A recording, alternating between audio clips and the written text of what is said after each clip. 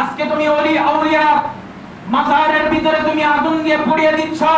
শুনে রাখো, এই সত্য ইসলাম আসছে ওলি আউলিয়াদের মাধ্যমে। কথা কোন ঠিক কিনা? এই ভারত উপমহাদেশের নামাজ বন্ধ করে দিয়েছিল, এই ভারত উপমহাদেশের নামাজ বন্ধ করে দিয়েছিল, মসজিদ বন্ধ করে দিয়েছিল, মাদ্রাসা বন্ধ করে দিয়েছিল, সমস্ত ধর্মীয় বিষয় তারা বন্ধ করে দিয়েছিল। ওলি হাটাকানি ওলি আউলিয়াদের মাজার পাকে গিয়ে যদি আঘাত করেন, আল্লাহর যুদ্ধে আপনি আক্রান্ত হবেন। হক কোনদিন বাতিলের কাছে মাথা নত করবে? বর্তমান প্রেক্ষাপটে আমি যে একটা কথা বলবো আজকে, যে মাজারের ভিতরে তারা আগুন দিয়ে পুড়িয়ে দিচ্ছে, মাজারের ভিতরে তারা হাতুড়ি দিয়ে আঘাত করতেছে। শুনে রাখো, এই সোনার বাংলাদেশ হলো শাহজালালের বাংলা। কথা কোন ঠিক কিনা? এই সোনার বাংলা হলো শাহজালালের বাংলা, এই সোনার বাংলা হলো শাহপরানের বাংলা, এই সোনার বাংলা হলো শাহ কামালের বাংলা, এই সোনার বাংলা হলো খাজা এনায়েতপুরের বাংলা, এই সোনার বাংলাদেশ হলো ওলি আউলিয়াদের। কথা কোন ঠিক কিনা? আমি এই মিডিয়ার মাধ্যমে গোটা বিশ্ববাসীকে জানিয়ে দিতে চাই, এই সোনার বাংলাদেশ ওলি আউলিয়াদের দেশ। কথা কোন ঠিক কিনা?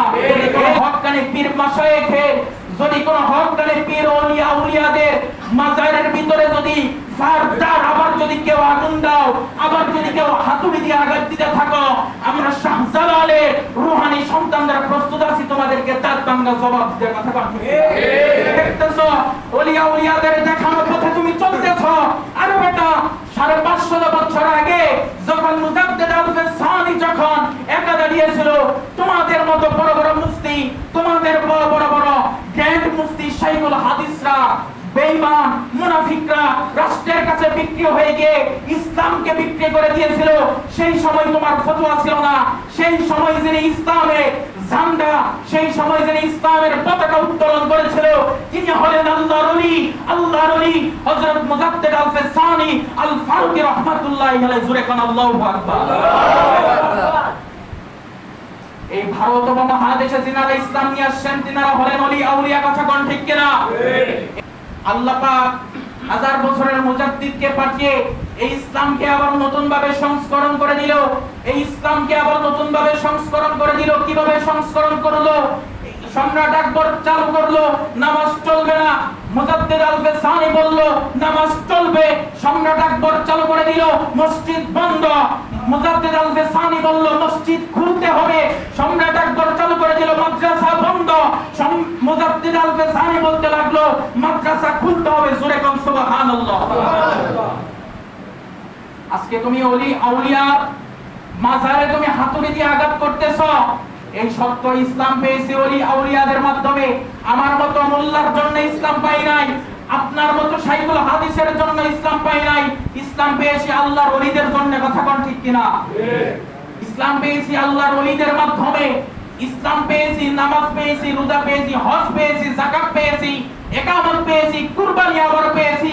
একমাত্র তাদের অবদান, তারাই হলো ওলি আউলিয়া। জোরে কোন সুবহানাল্লাহ। আজকে তুমি হচ্ছ নিমক হারাম, তুমি তাদের প্রতি কৃতজ্ঞতা থাকো না, তুমি তাদের সাথে বিরুদ্ধাচরণ করতেছ। পৃথিবীর ভিতরে এমন কোন মানুষ নাই যে আল্লাহর সাথে যুদ্ধ করতে পারবে। কথা কোন ঠিক কিনা?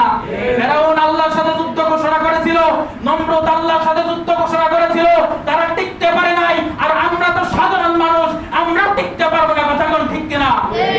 এই সোনার বাংলাদেশ ওলি আউলিয়াদের দেশ, এই সোনার বাংলাদেশ হক্কানি ওলি আউলিয়াদের দেশ।